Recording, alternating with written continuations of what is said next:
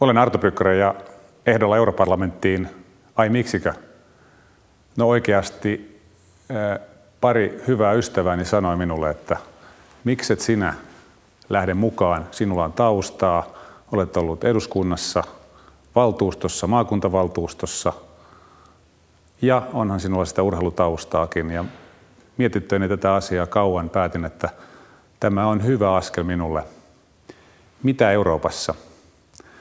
No urheilutermein sanoisin, että parlamentti on kuin eurooppalainen jalkapallopeli, jossa siis europarlamentaarikot ovat siellä pelaajina ja vastustajana kovia asioita, työttömyys, sosiaalinen epätasa-arvo, huolet tulevaisuudesta, ilmasto-ongelmat.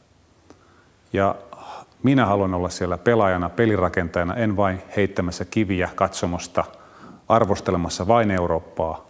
Me olemme pieni maa, meidän pitää vaikuttaa Euroopassa, olla siellä mukana, ei vain sopeutumassa, vaan tekemässä muutosta. Se on Suomen mahdollisuus, se on meidän mahdollisuutemme. Siksi minä olen ehdolla, siksi minä haluan vaikuttaa. Maailma on pieni ja minä haluan olla siellä mukana yhtenä vaikuttamassa.